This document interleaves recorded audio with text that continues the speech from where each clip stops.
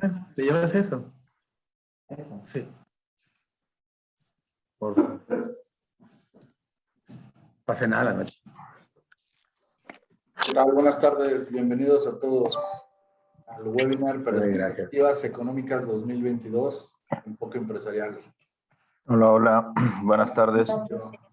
Recuerden, por favor, mantener sus micrófonos en silencio para evitar ruidos ambientales.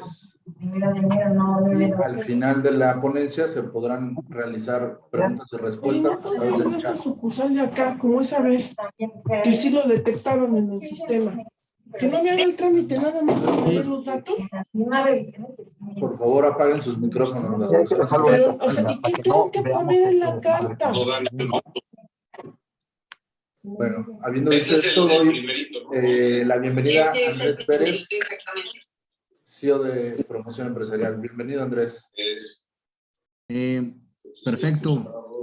Gracias, Isaac. Y bueno, les voy a pedir a todos, por favor, que apaguen sus micrófonos para que nos podamos concentrar en la plática de nuestro orador. Buenas tardes. Bueno, les doy la más cordial bienvenida. Soy Andrés Pérez, director de Promoción Empresarial, y estamos muy contentos porque en estos prácticamente 18 meses hemos impartido más de 20 webinars que han impactado, han tocado más de 10,000 personas. Y básicamente hemos, de alguna forma, compartido herramientas de diferentes disciplinas para que los ejecutivos, las empresas puedan reunir más información para tomar mejores decisiones a fin de salir mejor librados de esta pandemia que ya afortunadamente va de salida.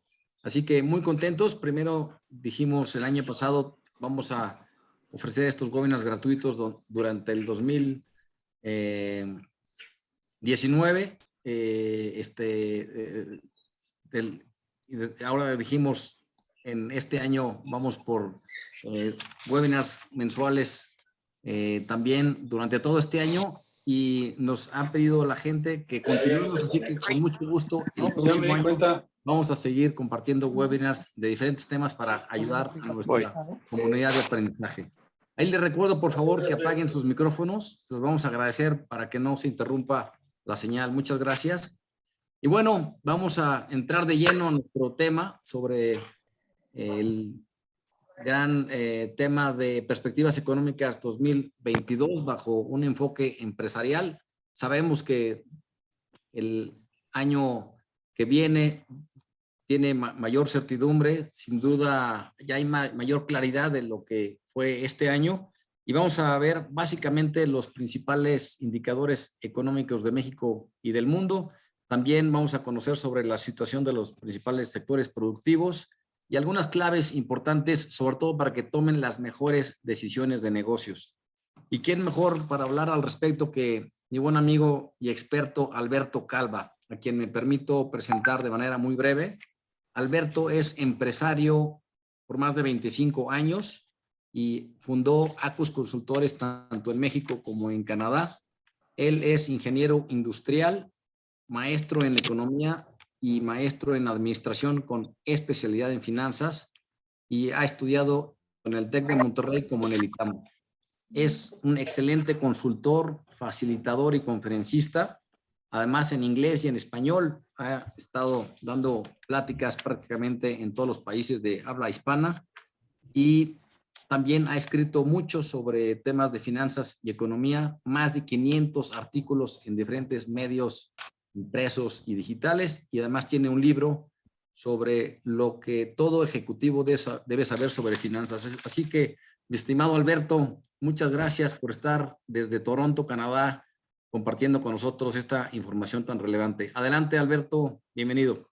Gracias, Andrés. Muchas gracias y bienvenidos a todos. Y como bien se les pedía, los vuelvo a insistir nada más, procuremos tener nuestros micrófonos en mute. Bueno, ustedes, no yo, obviamente, para que no nos interrumpan en esta presentación. ¿De acuerdo? Vamos a comenzar. Ya son 6:05, entonces para comenzar ya ahorita bien a tiempo, estar todos aquí dentro, poder terminar unos 5 o 10 minutos antes, y después de eso me va a ayudar aquí Andrés, él va a estar viendo las preguntas que ustedes puedan ir haciendo en el chat para que pueda hacerme algunas de las preguntas o sintetizar algunas de las preguntas. Entonces, bueno, con toda confianza y bueno, si al final se presta, pues abrimos los micrófonos y podremos seguir haciendo un diálogo. Yo, por mi lado, no hay prisa, pero dijimos 1 hora y hay gente de ustedes a lo mejor que sí tienen en un momento dado el tiempo o tienen algún otro compromiso. Pues vamos a entrar al tema de perspectivas económicas de México y esto básicamente desde un punto de vista de empresarios, no de economistas, que es lo que habría que manejar. Como bien dijo Andrés, yo soy de origen, soy ingeniero, yo soy ingeniería, y después hice una maestría en economía y me dedico a los negocios y asesorar negocios. Entonces yo realmente trato de ver estas cosas desde un punto de vista meramente de toma de decisiones, ¿no? Pero vamos entrando a nuestro tema, porque realmente, efectivamente, como decían, el 2020 fue realmente difícil. El 2021 nos ha parecido que en un cierto momento ya vamos más de salida, pero creo que todavía hay muchas cosas que hay que analizar, ¿no? Y lo primero que yo me preguntaría es, ¿qué es lo que estamos oyendo? ¿Qué es lo que yo estoy oyendo todo el tiempo? Y por un lado dicen, bueno, está subiendo la inflación, ¿no? Tenemos la inflación más alta desde 2001, lo cual es cierto, pero bueno, ¿y eso qué es grave? ¿No es grave? ¿O qué pasa, no? Me preguntan mucho si el tipo de cambio va a llegar a los 23 pesos o si va a bajar, ¿no? Entonces la gente se inquieta por esto. Me preguntan si seguimos en recesión, si vamos en recuperación, cómo va la recuperación, etcétera, si van a subir las tasas de interés, que creo que es una pregunta muy clara. Y realmente poca gente, creo, me pregunta por el empleo, pero quiero hacer un comentario sobre el empleo, porque al final de cuentas es importante, ¿no? Y algo muy común que se me pregunta siempre es si esto es una situación mundial y México solamente es parte de eso. Es decir, y acuérdense que aquí hay que diferenciar, y lo voy a hacer varias veces en esta tarde, hay que diferenciar entre lo que nosotros tenemos que analizar y lo que puede ser el discurso de un político. Los políticos tienen sus discursos, ellos son políticos, pero ellos no están tomando decisiones en el mundo de los negocios. Entonces, obviamente ellos pueden tener otros puntos de vista o manejarán la información de otra manera en un cierto momento, ¿no? Pero bueno, vamos a ver. ¿Qué pasa si hablamos, primero que nada, qué es lo que realmente es importante?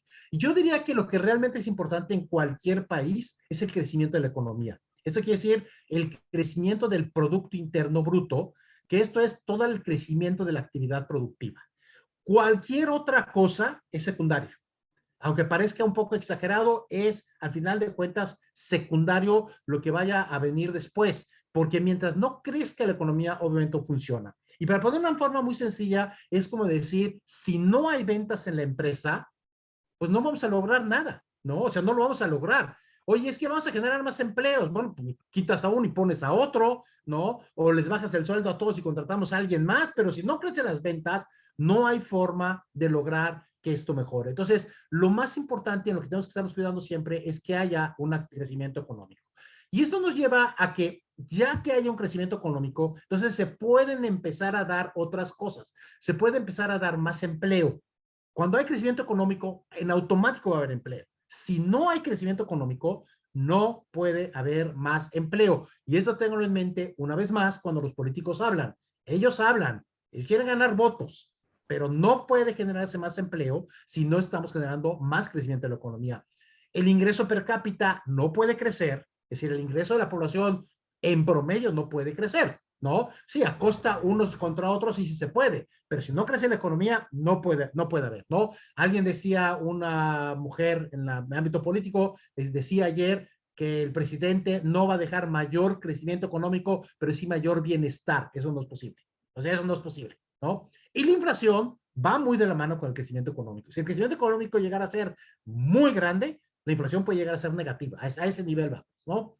Y ya una vez que se da todo esto, se pueden dar otras cosas. Entonces ya entramos a que se dé una distribución de la riqueza, que al final de cuentas es lo que buscamos. Y ahí a lo mejor ya entramos al campo un poco de la sociología, pero buscamos que haya una buena distribución de la riqueza, mejores estándares de vida, obviamente buscamos una reducción de la pobreza, mejor capacidad de consumo de la población, ahorro e inversión y producción de satisfactores adecuados, ¿no? Pero eso al final de cuentas lo podemos lograr, ya llamo yo, a un nivel 3.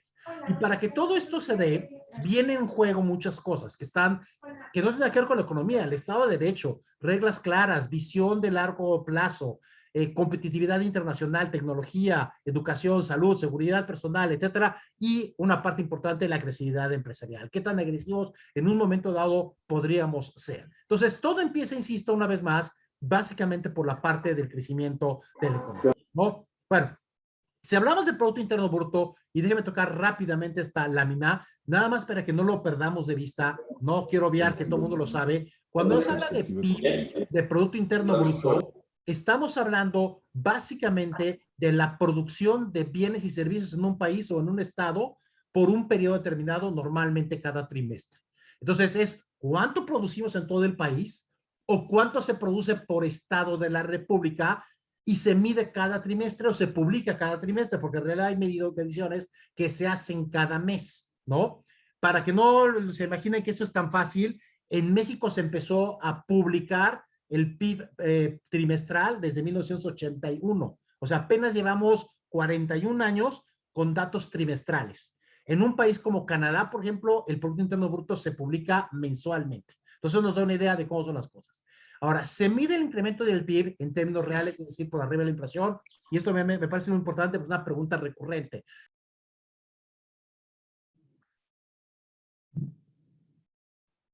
Alberto, tu micrófono se silenció por error. Perdón, se medimos básicamente el PIB debe ser en términos reales, es decir, se elimina, ya está eliminado el efecto de la inflación. O sea que si dijéramos el PIB creció 2%, quiere decir que es, además del aumento de precios, aumentó 2%. Sería un poquito como decir las ventas en términos reales, ¿no? Quitando el efecto del incremento de precios, ¿cuánto aumentaron las ventas, no? Por otro lado, la forma más correcta es estar comparando contra el mismo trimestre del año anterior, o sea, el segundo trimestre contra el segundo trimestre de 2020, por ejemplo, y así nos vamos a ir. Y algo importante, 2 trimestres consecutivos con tasa negativa se definen como una recesión. Esto no es mi definición, eso es la definición que existe en la teoría económica y no la podemos cambiar, simplemente así se definió. Es decir, se dijo cuando hay 2 trimestres consecutivos con tasa negativa, hay recesión y ahorita vamos a ver si México estuvo en recesión, cuánto tiempo y si ya salimos de la recesión, ¿no? Y finalmente, el Producto Interno Bruto de un país tiene que crecer algo, no puede nada más quedarse en cero. ¿Por qué? Porque está creciendo la población. Y en el momento que hay más bocas que alimentar, por lo menos en esa tasa tendría que estar aumentando el Producto Interno Bruto. Para darles una idea, la población en México en los últimos 15, 20 años, con datos del INEGI, todas mis fuentes son oficiales, yo no traigo otros datos, ¿ok?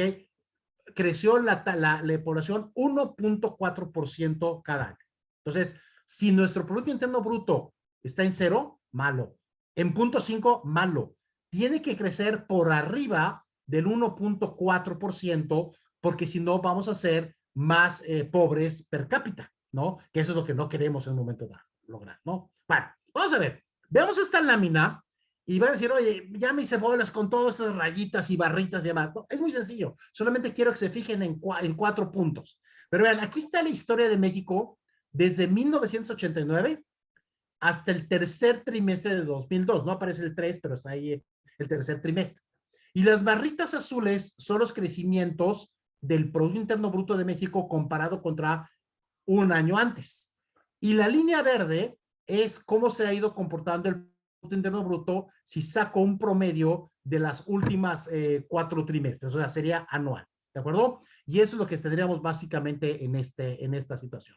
Entonces, si vemos aquí está primero la recesión de 1995. Y me parece importante mencionar esta parte, aquí una cosa importante. En 1995, se lo recuerdan, en el primer año del sexenio de Ernesto Zedillo, se dio una recesión por motivos internos. Nosotros, México, por cosas que se hicieron mal, se provocó una recesión. Y en ese momento fue la recesión más grande que habíamos vivido desde 1932. Y los que estábamos vivos pensamos que era la recesión más dura que íbamos a haber vivido en nuestra vida, ¿no? Y pues no, nos sorprendieron ahora ya en el reciente año 19-20. Después aquí pueden ver que hay una recesión pequeña en el 2001. Este fue el primer año de Vicente Fox. Esta es la famosa recesión del .com, que se acordarán. así le llaman, la del .com, que realmente fue una especie de ajuste, ¿no? Fue pequeñita, pero nos pegó. En Estados Unidos también fue una recesión pequeñita, igual que en Canadá, pero en general nos pegó en varios lugares del mundo. Esta es una situación externa la que provocó esta recesión. Y para que vean que esto no siempre se siente igual, yo les puedo decir que en lo personal, en 1995, yo no sentí la recesión, también fue re bien de trabajo, porque casualmente estaba trayendo proyectos con empresas exportadoras y con el gobierno, traía unos proyectos. Y eso hizo que a mí nunca se me cayera la actividad económica. Y en cambio en el 2001, que la recesión fue relativamente pequeña, yo la sentí durísimo, ya no sabía para dónde moverme, ¿no? Y yo decía, pero si es chiquitita, pero me pegó durísimo. Lo que quiere decir que no necesariamente a todos nos está pegando de la misma manera. Vuelve a subir el PIB y vean, aquí está la recesión del 2009, que bueno, la del 2001 duró 4 trimestres, la del 2009 duró 5 trimestres, en realidad empezó el último trimestre del 2008, y esa es la recesión también importada, que es la famosa recesión que tuvimos en el año, que tuvimos por el Lehman Brothers y todos los productos, los bonos chatarra y todas estas situaciones que se dieron en esas épocas, ¿no? Entonces, aquí sería básicamente esa parte. Y después vuelve a subir y esperábamos una recesión en 2016-17, más bien a nivel mundial, ya nos tocaba. Sin embargo, cayó y volvió a subir. Y la verdad es que al inicio de 2020, finales de 2019, inicio de 2020, la economía de los Estados Unidos iba muy bien. Y la verdad es que decíamos, no va a haber recesión. Nada más fue una caída, pero no va a haber recesión. Y si no hubiera habido la caída por la pandemia, se los digo seguro Donald Trump se hubiera reelegido, porque la economía americana hubiera ido muy bien, ¿de acuerdo? Pero bueno, pues le tocó la recesión. Entonces, aquí se da 8 trimestres de recesión. Lo vamos a ver con detalle, que empiezan en el segundo trimestre de 2019 hasta el primer trimestre de 2021. ¿Ok? Los primeros 4 trimestres es una recesión por motivos internos. Fue errores nuestros, país. Y los últimos 4 continúan esos errores, pero se agrava todo por la pandemia, ¿no? Ya nosotros proyectábamos que en 2020 iba a haber una caída del PIB, yo estimaba un menos 2%, acabó siendo menos 8.3. Entonces, obviamente, yo decía menos 2 cuando todavía no sabíamos de la pandemia, ¿no? Entonces, ahí tendríamos esa parte. Pero vamos a ver ahorita esta parte desagregada. Lo que sí es un hecho es que todos nosotros, porque no creo que haya aquí nadie ahorita que haya nacido antes de 1932, ¿ok? Todos nosotros, esta es la crisis, la recesión más larga y más profunda que hemos vivido. Y ojalá ahora sí sea la más larga y la más profunda de nuestras vidas, porque eso mismo dijimos en el año 95 y obviamente no se dio. Bueno, vamos a ver primero cómo se han visto estas cifras para ver un poquito realmente qué tanto puede crecer la economía. Miren, aquí está a veces lo hago por sexenios, pero para que no piensen que hay connotaciones políticas, miren, aquí está por decenios, cada 10 años. Del 81 al 90, la economía creció 1.9% promedio por año. Importante, muchos de ustedes probablemente no habían nacido o estaban muy chiquitos en los años 80, pero aquí se dieron 3 recesiones. Al del último año de López Portillo, que salió en el año 82, durante el sexenio de Miguel de la Madrid hubo 2 recesiones, si no me equivoco fueron 83 y 86, ¿de acuerdo? Y ya en el 88 entró Carlos Salinas, ¿no? Pero bueno, por eso que decimos 1.9. En el decenio del 91 al 2000, crecimos muy bien, 3.5%. Aquí hay 3 elementos interesantes. Uno, los primeros 4 años era la presidencia de Carlos Salinas y la verdad es que el crecimiento fue bastante bueno en su sexenio. Después, segundo evento, es que en el 95 tuvimos la recesión fuerte, pero acababa de entrar el Tratado de Libre Comercio y eso hizo que se levantara muy bien la economía y muy rápido. Por eso es que al final de cuentas logramos tener un crecimiento promedio de 3.5% en ese decenio, ¿no? Para que se den una idea de la importancia del Tratado de Libre Comercio, ahora TEMEC, en 1993, un año antes de que entrara el Tratado de Libre Comercio, México exportaba 40,000 millones de dólares. Hoy México exporta alrededor de 500,000 millones de dólares. Entonces exportamos 12 veces antes de que tuviéramos el Tratado de Libre Comercio. Y más o menos ese nivel llegamos ya desde hace varios años, ¿no? Del año 2001 al 2010 crecimos en promedio 1.5. Aquí tuvimos 2 crisis, la de .com que les enseñé, y en el sexenio, el primer año de Vicente Fox, y en el tercer año de de Felipe Calderón, nos tocó la recesión de Lehman Brothers, ¿no? Y ahí crecimos nada más 1.5. Después pongo del 2011 al 2018, porque 2018 es nuestro año de partida. Crecimos 2.7, lo cual sí está bien, no hubo ninguna recesión, crecer 2.7 está bien. Ténganlo en mente, crecimos 2.7 sin recesiones, ¿ok? Si le agregamos el 2019 y le agregamos el 2020, resulta que en esta última década crecimos al 1.3%. Es decir, el camino que llevamos recorrido en los primeros 8 años lo perdimos por completo en los últimos 2 años. Pero si yo saco un promedio, aquí es 82-2000, está mal decir 81-2020, si saco un promedio de todos estos 40 años, la economía de México ha crecido 2.2% promedio al año. Tengan esa cifra en mente. ¿Por qué? Porque esto es lo que México ha crecido en promedio. Los políticos pueden llegar a decirnos que ahora sí vamos a crecer la cifra que se les dé la gana, pero no me dicen cómo. Y eso es como si una empresa está vendiendo un restaurante vende $1,000,000 cada mes, cada mes, cada mes. Y de repente llegan y me dicen, ahora sí, a partir del próximo mes vamos a aumentar el 20% cada mes. Pues dime cómo, porque si sabías cómo hacerlo, no lo has hecho. ¿De acuerdo? Entonces, creo que tiene que haber cambios bastante más fuertes en muchas facetas para que podamos crecer a una tasa mayor. Y no estoy hablando del presidente actual, estoy hablando de 40 años. ¿De acuerdo? Y sí podemos notar aquí que hay periodos donde crecimos más, periodos donde crecimos menos, sí, pero al final de cuentas, en promedio hemos crecido 2.2%. Y ahorita que veamos los pronósticos, se habla normalmente de que México va a crecer ya 2.2% en el 2023 y a partir del 2024 se estiman tasas del 2%, ¿no? Entonces eso nos da una idea de por dónde puede venir el crecimiento. Un crecimiento bajo, ¿sí? Y ahorita vamos a ver por qué digo que es bajo. Aquí están las tasas de crecimiento por trimestres para que se las puedan llevar en un momento dado también ustedes y analizar. Y aquí están las tasas de crecimiento de 2018. Y ya pueden ver cómo aquí fueron las elecciones al final del segundo trimestre. Ya para el trimestre 4 empezaba a bajar el crecimiento de la economía, ya no crecía tan grande, pero no estábamos en recesión. Y nuestro primer crecimiento negativo o tasa negativa fue en el segundo trimestre de 2019. Y así nos fuimos hasta el primer trimestre de 2021. Entonces, los primeros 4 trimestres claramente es por motivos internos. Tuvimos aquí factores internos que nos llevaron a una recesión, ¿no? Y ahí estaríamos básicamente, ¿no? Pero a partir del segundo trimestre de 2020 se agrega otra variable. Y esa otra variable es que siguen los factores internos que ya sabíamos, ya estimábamos que nos iban a llevar a un crecimiento de menos 2%, eso decía yo. Había quienes hablaban de más 1 y había quienes hablaban de menos 5, ¿no? Pero bueno, se fue a menos 18%, que fue cuando se cerró por completo la economía. Menos 7, menos 8, menos 4, menos 3. Es decir, 8 trimestres de recesión y empieza la recuperación. No quiere decir que ya estamos bien. Ahorita vamos a ver básicamente esa parte. Y aquí vienen los crecimientos, que son los crecimientos estimados con base en encuestas y análisis que hacen diferentes firmas. Y básicamente es para poder llegar al 5.7 de este año. Probablemente pudiera crecer un poquito más el cuarto trimestre, a lo mejor podría llegar al 2%, ¿ok?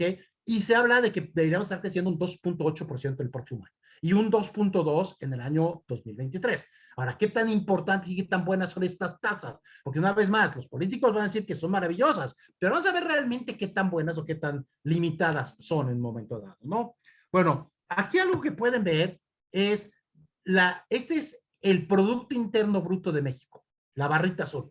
Y está en, aquí lo dice, miles de millones de pesos mexicanos. Son pesos constantes de 2013, es decir, está eliminada la inflación como si todo se estuviera midiendo en pesos o en poder adquisitivo de 2003. Entonces aquí puedes ver cómo va subiendo la barrita azul, empieza a bajar aquí en el cuarto trimestre de 2018, ¿no? Y sigue más o menos constante, bajando, y pácatelas en el segundo trimestre de 2020, que es donde se sumó la pandemia, nos vamos para abajo, ¿no? Obviamente no es cero, aquí la serie empieza en 14,000 o la escala empieza en 14,000. Pero bueno, después ya empezamos a rebotar y empezamos otra vez a mejorar. Pero me preocupan 2 cosas. Uno, que llegamos al segundo trimestre de 2021 y para el tercer trimestre de 2021, otra vez bajó un poquito el PIB. Sí está más alto que 4 trimestres antes. O sea, sí hay un crecimiento con respecto a 4 trimestres antes. Pero si veo la tendencia, me preocupa que haya bajado. Ok. ¿Qué es la línea verde? La línea verde es una regresión lineal. Es decir, ¿qué quiere decir esto? Tomamos los datos de 2011 a 2018 y se hace una regresión lineal con métodos estadísticos. O sea, es una cuestión de mínimos cuadrados que probablemente muchos de ustedes vieron alguna vez en la escuela. Bueno, algo así tan simple como eso. Y sacamos por dónde debería de haberse ido la línea si hubiéramos llegado hasta 2018 y si hubieran continuado más o menos el comportamiento que llevábamos. Y eso lo que me dice es que al día de hoy, en el tercer trimestre, estamos 11% por debajo de donde deberíamos de estar. ¿Por qué va subiendo la línea verde? 2 razones. 1, está creciendo la población. Por lo tanto, tiene que crecer el PIB. Hay más gente produciendo. ¿Sí? También hay más bocas que comen. Y segundo, tenemos un crecimiento real. O sea, aunque sea del 2%, del 13%, de lo que quieran, pero hay algo que está creciendo en la economía. Y entonces, tenemos que regresar a la línea verde. No basta con regresar al nivel que teníamos en el 2018. ¿Sí? Tendríamos que estar regresando a la línea verde. Y eso es lo que nos hace más complicada la situación, más, insisto, esta tendencia que va para abajo. Y eso no es algo que me agrade mucho, ¿no? Bueno, aquí está una gráfica que preparé hace unos días, donde lo que estoy diciendo es, bueno, a ver, ¿cómo está la economía de Estados Unidos, de Canadá y de México? Y entonces, siempre que hago estas gráficas y las publico, siempre me llueven golpes por todos lados, de un lado y del otro. Hay los que dicen que soy un exagerado y hay los que lo usan esto para que te caiga el gobierno. Yo no lo hago para ninguna de las dos razones. Lo hago para que nos demos cuenta de dónde estamos, ¿no? Hay quienes dicen que no somos comparables con Estados Unidos y Canadá. Claro que no. Pero por eso partimos de una base 100. Si en el promedio de 2018 lo pusiéramos como la base 100 y de ahí empezáramos a acumular, pues obviamente Canadá y Estados Unidos aquí van subiendo, tienen su caída, ¿no? La línea roja es Canadá, la línea azul es Estados Unidos. Llegaron a ser el 89 y el 92, o bien estaban por debajo de cuando estaban en 2018, y van subiendo. Estados Unidos ya está 4% arriba de su nivel de 2018. Canadá está 1% arriba de su nivel de 2018. Importante, la población de Estados Unidos y la población de Canadá también están creciendo. Es decir, todavía no se recupera per cápita, pero ahí va el camino. Pero ¿qué pasa con México? Tenemos la caída desde 2019, ya por debajo. Después la caída fuerte aquí con la pandemia. Y empezamos a subir, caemos, volvemos a subir y volvemos a bajar. Y ahorita estamos en 92.4. Es decir, nos falta 11% para llegar al nivel en el que deberíamos de estar, si hubiéramos seguido creciendo. Pero nada más para estar al nivel de 2018, estamos más o menos 7.6% por debajo. ¿Sí? Y esto nos hace ver que obviamente si analizamos esto, estamos mal. Nos está faltando mucho mayor recuperación, más agresiva, más rápida. Es muy fácil para los políticos hablar de las tasas de crecimiento. Claro, ya que te caíste, es muy fácil. ¿Sí? Es muy fácil crecer. Se le llama rebote. Eso no más es rebotar.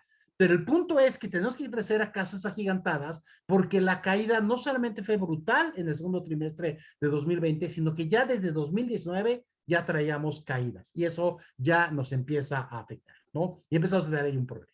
Bueno, pero ¿cómo se ven las industrias?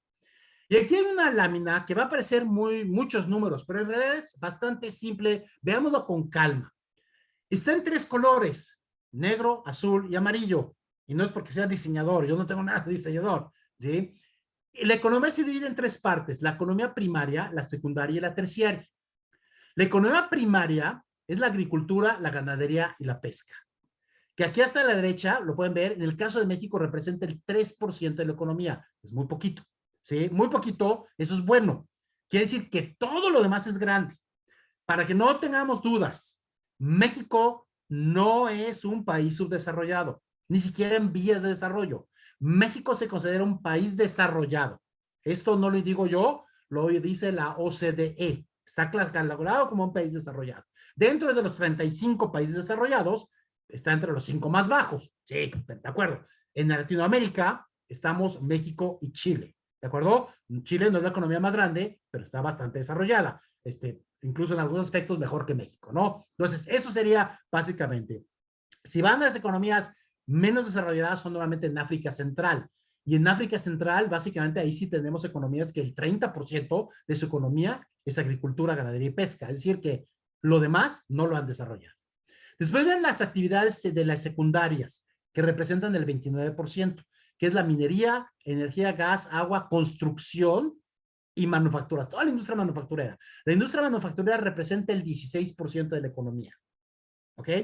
Y las actividades terciarias, que son los servicios, representan casi el 64% de todo el PIB de México, ¿sí? Que es muy grande. Y entonces aquí pueden ver cuánto fue de comercio al por mayor, cuánto fue de comercio al por menor, transportes, información en medios masivos, servicios financieros, servicios mobiliarios. Aquí está la parte de servicios profesionales, científicos y tecnológicos. Ahí estoy yo, por ejemplo, ahí yo estoy catalogado. Corporativos, apoyo a negocios, educación, salud y asistencia social, esparcimiento, cultura y deporte, hoteles y restaurantes, otros servicios y el gobierno. Bueno, si todo esto lo ponemos como base 100 en el último trimestre de 2018, digo, en el último trimestre de 2018, ¿qué es lo que estamos haciendo acá? Lo que estamos haciendo es que después yo digo, pongamos el segundo y el tercer trimestre de 2019, que es cuando más cayó, y el tercer trimestre de 2021 para ver qué pasó. Y vean aquí los rojitos. ¿Qué se fue al suelo? Esparcimiento, cultura y deportes, o sea, todo lo que son teatros, cines, todo eso fue al suelo. Y ya está recuperado al 79%. Hoteles y restaurantes al suelo, el 30%. Después el 47%. Ya está recuperado al 79%. Es decir, ¿qué quiere decir esto? Que en promedio, en principio, los restaurantes, si fueran los mismos, tendrían 20% menos venta, ¿sí? Si hay más restaurantes, pues obviamente todos tienen en promedio menos. O han quebrado restaurantes, que se han quebrado como un 20%, y entonces, obviamente, los que quedan vivos, a lo mejor no están tan mal. Pero eso ustedes lo podrán ver, inclusive, ¿no? Bueno, apoyo a negocios, vean cómo fue el 93, 100, y ahora está en 52. Que esto yo creo que tiene mucho que ver con la parte de la nueva forma de trabajar. Aquí vienen desde servicios de fotocopiado, aquí vienen servicios de limpieza, aquí vienen todos los que son servicios de apoyo a las oficinas. Ahora, solamente representa el 2%, y hoteles y restaurantes representan el 1.8%, ¿no? O sea, no son lo más crítico, ¿no? Y aquí pueden ver cómo, por ejemplo, construcción fue otro que bajó a 63, 77, va en 85, ¿no? Transporte que cayó a 59, aquí está, es parte de transporte, es la aeronáutica, está al 76 y ya va al 90%, lo cual, insisto, aquí está la aeronáutica y seguramente la aeronáutica está más abajo del 90%, obviamente, está, pero otros autobuses o otros medios de transporte obviamente pueden haberse recuperado. Entonces aquí ustedes pueden ver en un momento dado cómo van las recuperaciones, ¿no? Podemos ver cómo, bueno, salud es el que nunca cayó, pues porque obviamente, y aquí dentro de salud hay un ramo, un subramo de servicios hospitalarios. Eso en el segundo trimestre no solamente no cayó, creció, pero desafortunadamente, porque eran pues todos los casos que teníamos de COVID que teníamos que estar atendiendo, ¿no? Y entonces subió aquí del 94 al 102 y está en el 110. Entonces, esto nos permite ver que si bien la economía en su totalidad está en 92.5, es decir, estamos un 7.5% debajo del último trimestre de 2018, pueden ver que no todas las industrias han sufrido igual, ¿de acuerdo? Y algunas han sufrido, unas se fueron al suelo y se han recuperado, otras más o menos, para energía, agua, gas se ha mantenido, que esto es bien, esto es muy claro, energía, gas y agua las seguimos consumiendo. Igual que agricultura, ganadería y pesca, a mí me extraña que esto haya bajado, porque normalmente se no cae, porque la gente seguimos comiendo, ¿no? No comemos más, pero tampoco comemos menos. Entonces, ahí sigue básicamente. Y bueno, aquí ya pueden irse a ese momento dado analizando después esta tabla con detalle y ir analizando, bueno, cómo están siendo las diferentes situaciones que se van teniendo, ¿no? Bueno, vamos a ver. Veamos la siguiente lámina. Si vemos aquí la siguiente lámina, estamos hablando de lo que es la inflación. Y cuando hablamos de la inflación, hay varias cosas que en un momento dado se pueden estar analizando. Primero, cuando hablamos de inflación, eso es no decir nada. Así lo decimos, pero no decimos nada. Es una medición de la inflación. Es una estadística de la inflación lo que estamos haciendo. Y en todos los países del mundo se utiliza un índice de precios al consumidor. En México le llamamos índice nacional de precios al consumidor. En Latinoamérica varios países le llaman igual, ¿sí? Y lo que trata de medir es cuánto están creciendo los precios para un consumidor promedio mexicano, ¿sí? Ninguno de ustedes, de los que me está escuchando, es clase media. Ninguno de ustedes es un mexicano promedio. Un mexicano promedio debe de andar más o menos como en 4 salarios mínimos, ¿sí? Obviamente hay una gran cantidad de pobres, ¿no? Entonces, ustedes pueden estar más arriba. Esa es una. Segunda, aunque ustedes y yo pudiéramos ser de edades similares y de ingresos similares, bueno, la edad nos puede hacer que tengamos diferentes formas de consumo.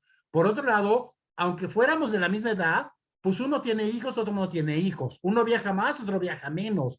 Simplemente uno vive en Celaya y otro vive en la Ciudad de México y pues ya los gastos son distintos, ¿no? Entonces, pero bueno, aquí se lleva una idea para que no digan, oye, es que vi el índice nacional de precios al consumidor y no me representa. No, no te va a representar ni a ti ni a nadie, es un promedio, pero nos da una buena idea de cómo van las cosas. Pero el otro elemento que voy a querer que analicemos ahorita es algo que llamamos de inflación subyacente. Probablemente la han oído, aunque no siempre la estamos analizando. La inflación subyacente, como lo dice ahí, es al índice nacional de precios al consumidor, que normalmente llamamos el índice general.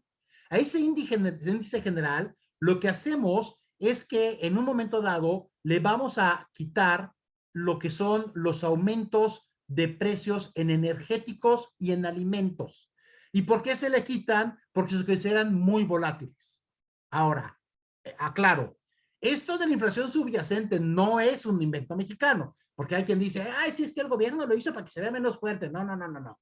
Eso existe en el mundo. En inglés se le llama core inflation, C-O-R-E. Entonces, si ven core inflation como inflación central, se refieren exactamente a esta medición. Y en todos los países, yo llevo mucho control de México, de Estados Unidos y de Canadá, en todos estos países, obviamente se eliminan energéticos y alimentos. Y lo que nos va a dar es una medida más clara, o sea, a la larga tienden a ser iguales, pero tiende a ser más volátil la inflación subyacente y para muchos análisis puede ser importante. Bueno, aquí está México en los últimos años. Aquí estamos 7.37 hasta noviembre, o sea, esa es la cifra que conocimos, ¿qué fue? Creo que el viernes pasado, ¿no? Una cosa por el estilo. Entonces, 7.37, que dice que es la inflación más alta desde 2001, sí, sí es cierto. ¿Qué tan grave? Yo no creo que sea grave, pero desde 2001. Pero la inflación subyacente es 5.67. Podríamos decir que eso para allá debe de tender en un momento dado. Ahora, vean los años históricos. Los últimos años, 19-20, 2.83, 3.15. O sea, obviamente traemos el doble o el triple. Entonces, no está tan malo, digo, tan fácil. Pero en los 5 años anteriores, de 2016 a 2020, la inflación fue 4.19. Traemos un 7.37. ¿Sí? Sí está alta la inflación, pero pensar que la vamos a bajar al 1%, al 1,5%, al 2%, como es Estados Unidos y Canadá, lo veo muy difícil. Vamos a estar alrededor del 4%. Que si lo ven como ya se van pareciendo la subyacente y la inflación general.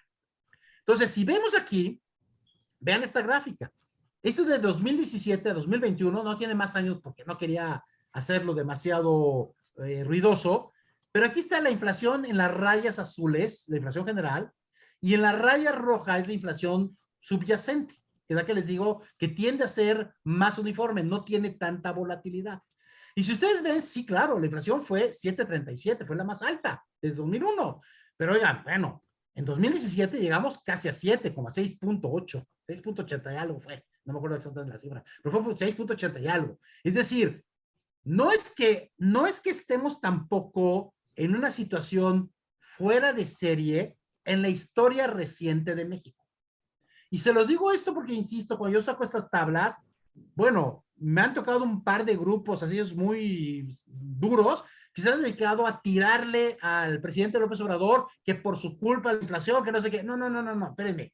Hay otras cosas que hay que criticar al presidente, pero la inflación no creo que sea necesariamente algo meramente responsabilidad de este gobierno, ¿de acuerdo? Puede haber otras variables. Entonces, sí es un problema que estemos en esta inflación, pero ¿qué tanto rápido vamos a bajar? Eso lo vamos a comentar ahorita, ¿no? Bueno, aquí está la inflación para que vean. Aquí está México. La inflación promedio de los últimos 10 años, 2.90. Aquí están los últimos años y los siguientes meses, que esto ya lo vimos, ¿no? Vean a Canadá y Estados Unidos.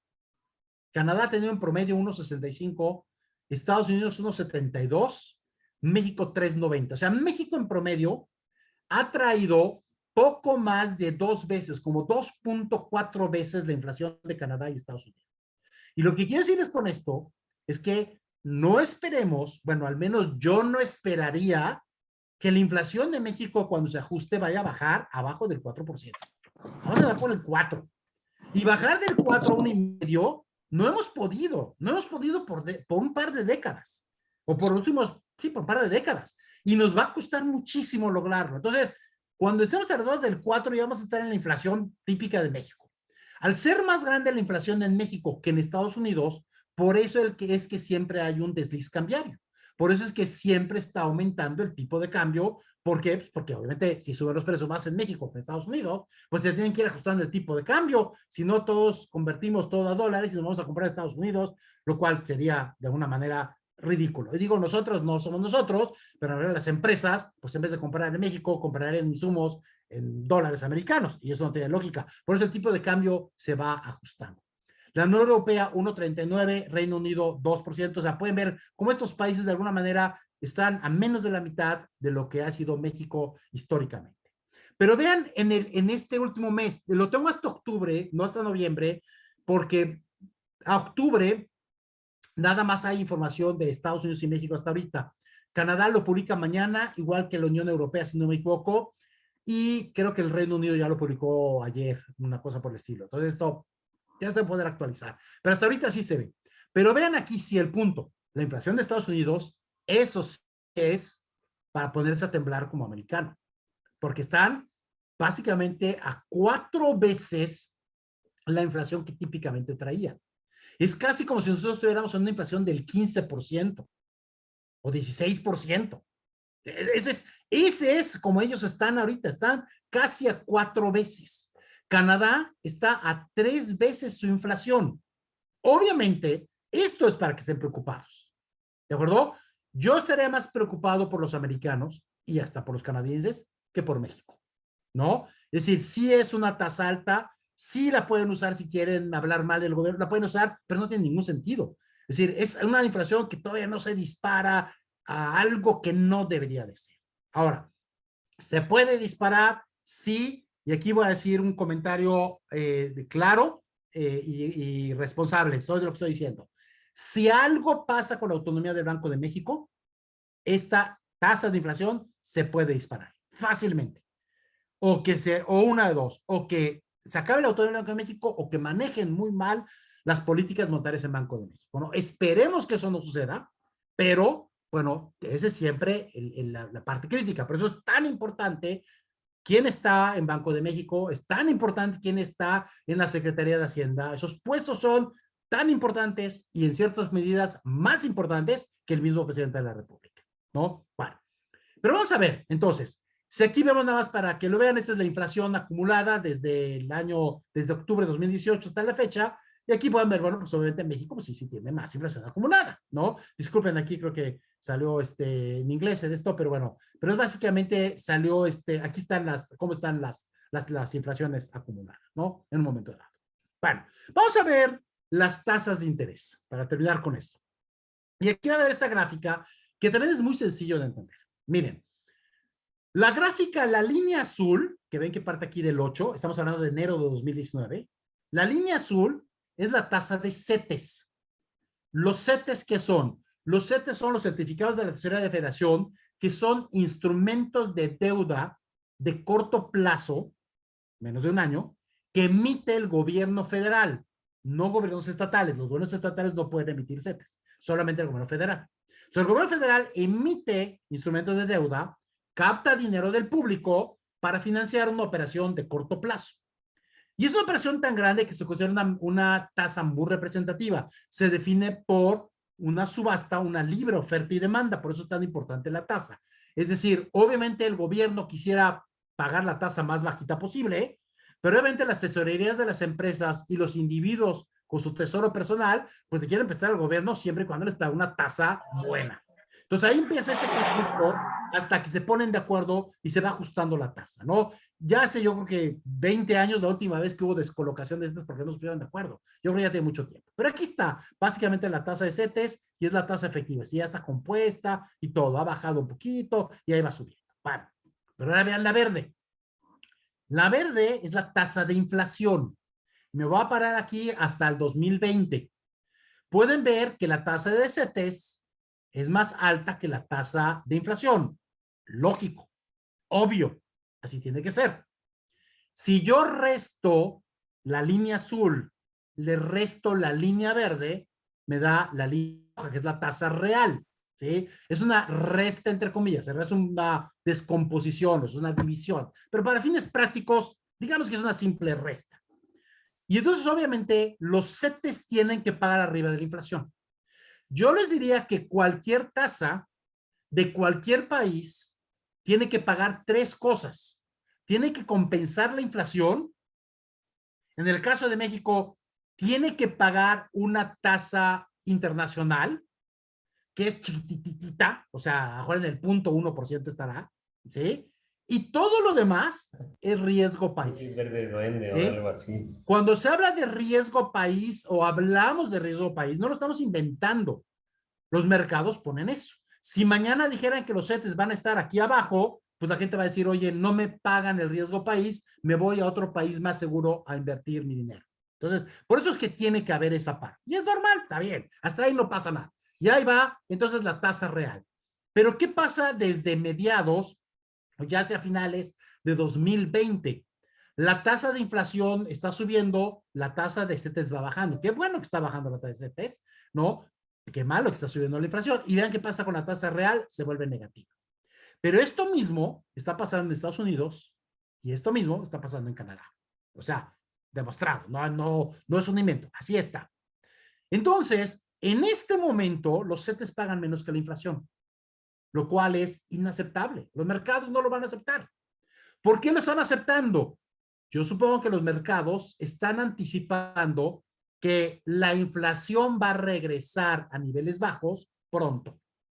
Y pronto a lo mejor son 2, 3 meses. Yo pensaba que la inflación iba a empezar a bajar en el mes de octubre y noviembre.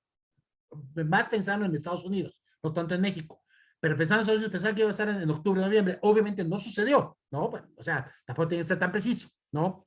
Pero aquí hay una parte que es importante. Si cede la inflación en 3 meses, no va a pasar nada. Si la inflación se queda arriba, entonces las tasas de CETES o los Treasury Bills en los Estados Unidos o los Treasury Bills en Canadá van a tener que subir para pagar la inflación y un cachito más. Y el problema ahí es que en automático van a subir las tasas de referencias y el costo de la deuda de las empresas también va a subir. Entonces hay que tener un ojo en esto y tener ese escenario.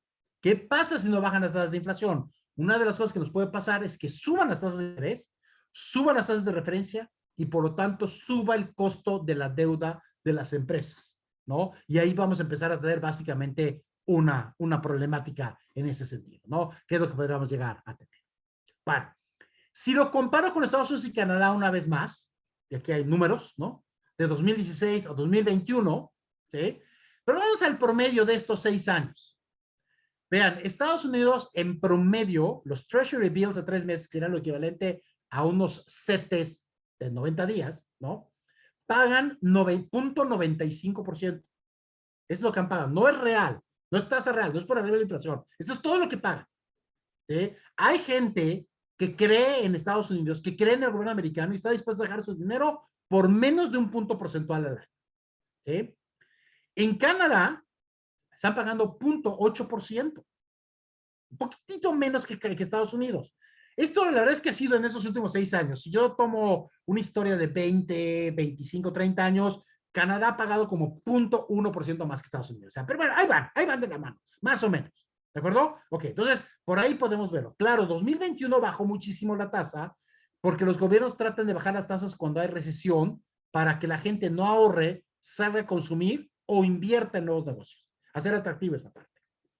Pero vean qué pasa con México. El promedio es 5.99. Es decir, en promedio, México está pagando 6 veces, ¿de acuerdo?, la tasa que pagan Estados Unidos y Canadá. La inflación de México, si se fijaron, si se lo recuerdan, es 2.4 veces la de Estados Unidos y Canadá. Pero la tasa es 6 veces. Estamos pagando 6 veces porque esa parte por arriba de la inflación es riesgo país. ¿De acuerdo? Es como los mercados miden el riesgo del país. ¿Cómo van a bajar estas tasas de 5.99? ¿Queremos que sean más bajas? Sí, porque obviamente implicaría créditos más baratos. Si hay créditos más baratos, hay más posibilidad de que un proyecto sea atractivo con tasas más bajas. Y en ese momento, lo que puede llegar a suceder es que empieza a haber más proyectos, más empresas y se generan más empleos, que es lo que al final de cuentas queremos, ¿no? Bueno, pero no, para que bajen esas tasas, 1, tiene que bajar la inflación. 2, tiene que mejorar la percepción del país. Es decir, la tasa riesgo país tiene que bajar, tiene que reducirse. ¿Sí? Y entonces, para que se den básicamente estas diferencias, ¿no? ¿Qué es lo que nos estaría llevando? Entonces, aquí son las tasas. No estoy yo diciendo que el país más riesgoso son los mercados, simplemente cuando nos vamos siguiendo lo que nos están diciendo esta parte, ¿no? Bueno, pero vamos a ver cómo se ven las proyecciones y acabamos con esto. ¿Cómo se ven las proyecciones? Aquí están, esto es la encuesta y aquí está hasta abajo, es la encuesta que hace Banco de México. La gente dice, de acuerdo con las expectativas y los pronósticos de Banco de México, no es cierto, no es Banco de México o Banxico, no es el que hace las proyecciones. Hizo hacer una encuesta cada mes, entre 34 firmas privadas. Yo no participo en esa encuesta, pero hay 35 firmas. La mayoría de ellas conocidas, grandes, no hay problema, ¿no?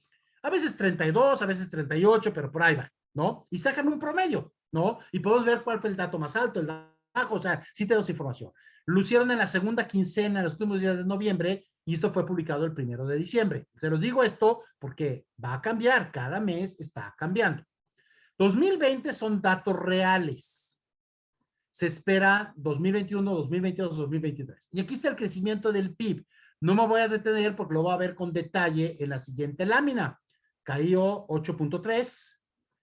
Se espera que crezca este año 5.7, lo cual no compensa la caída del año anterior. Y se espera que crezca 2.8 en 2020. Simplemente si suman estas dos tasas, seguimos sin compensar la caída del 2020, ¿no? Es la complejidad, pero bueno. El tipo de cambio se espera que cierre en 20.89 este año.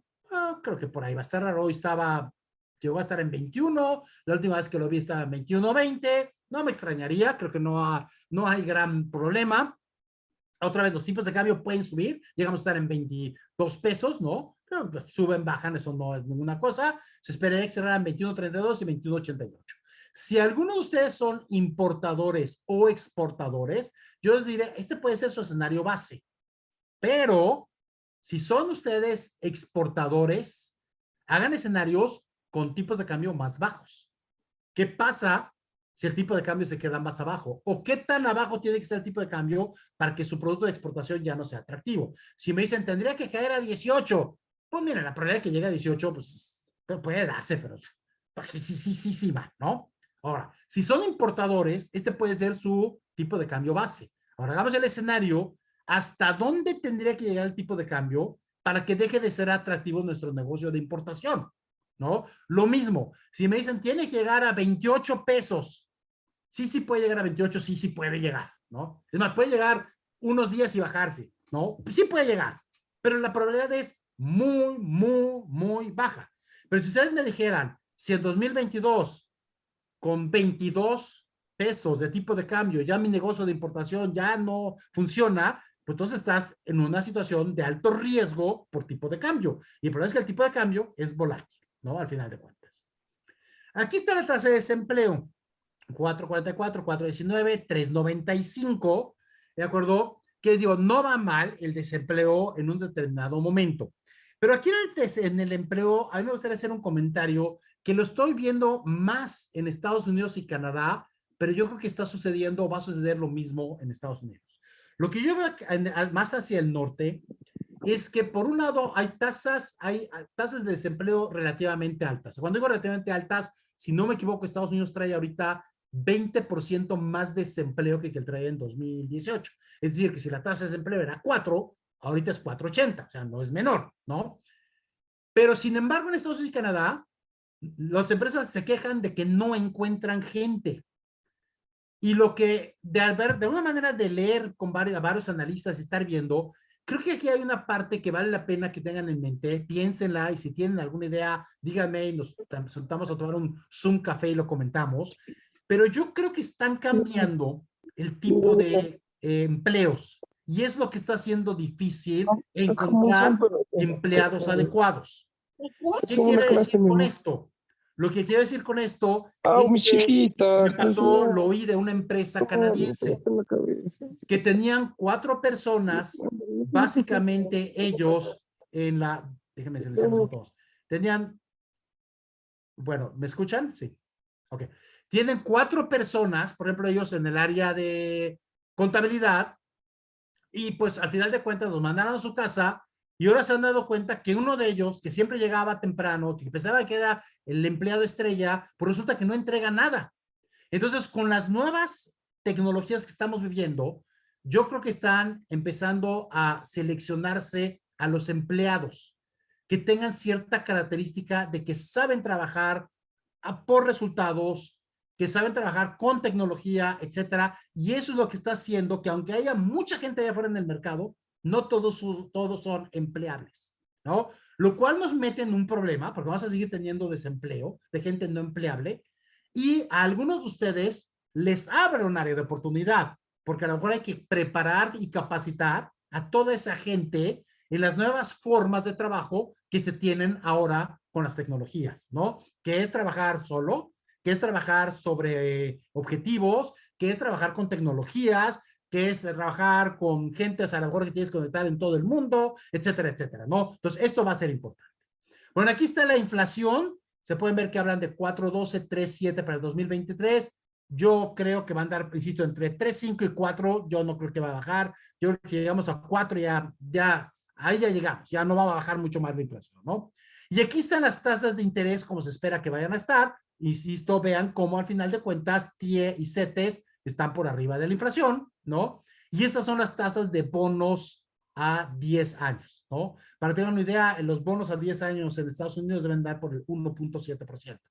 Es decir, esto tiene que decir que cuando el gobierno mexicano emite un bono a 10 años, ¿de acuerdo? Tenemos que pagar mucho más que el gobierno americano o el canadiense, porque obviamente hay una cosa que se llama riesgo país. Pero vayamos a este crecimiento del PIB que les dije que le iba a ver con detalle. Bueno, vean la siguiente lámina. Aquí está el crecimiento del PIB. Empezamos 2019 con una caída de menos 2%, 2020 menos 8.3%, y las demás son proyectadas. Están proyectando que más adelante va a ser 2%. Yo lo dejo en 2.20 para que... es el histórico, lo voy a dejar ahí. Quiero pensar que lo vamos a poder lograr. Ahora, imagínense que el PIB hubiera sido 100 pesos en 2018. En 2019, el PIB era 99.8, porque era 100 menos 0.2. Después del 99.8 bajó 8.3. Ya vamos en 91.5. Después va a subir 5.7, pero va a subir 5.7 no sobre 100. Va a subir 5.7 sobre 91.5. Vamos a acabar este año con un PIB de 96.7. Todavía no llegamos al nivel de 2018. En 2022 vamos a acabar con 99.4. Y hasta el año 2023 vamos a volver a tener un PIB igual al que teníamos en 2018. ¿Sí? Yo calculo, haciendo esto con más detalle, que esto, salvo que las cosas cambiaran, lo vamos a lograr para el segundo trimestre del 2023. Es más o menos cuando vamos a alcanzar el mismo nivel que traíamos en 2018. ¿De acuerdo? ¿Esto puede cambiar? Sí. Si hay algo muy bueno y estas tasas mejoran, lo podemos lograr antes. Si las cosas se ponen mal y estas tasas bajan, pues nos vamos a ir más para adelante. No hay mucha matemática, no hay mucha ciencia en esto. Es así de simple esto. Aquí está el pastel y ese es el tamaño del pastel, cómo se está encogiendo, cómo se encogió, ya se está recuperando, pero todavía no llegamos. Pero hay otro problema. ¿Cuál es ese? Que está la población. Y la población crece. Hice el ejercicio, tengo varios ejercicios, pero hice con 1.2% de crecimiento anual de la población. Nada más que la población está creciendo al 1.4%. Ha crecido, mejor dicho, al 1.4%. También quiero ser optimista y pensar que vamos a crecer un poquito menos, ¿no? Está bien, ¿ok? Bueno, si había 100 gentes en la población, ahora hay 101.2, 102.4, etcétera, etcétera, etcétera. Y fíjense cómo en 2023 ya tenemos el nivel del PIB de 2018, pero la población ya es más grande. Nos toca menos pastel a cada uno en promedio. ¿Hasta qué momento el pastel y la población se vuelven iguales? Estrictamente hablando, hasta 2028. Podría ser 2027, vamos a 2028.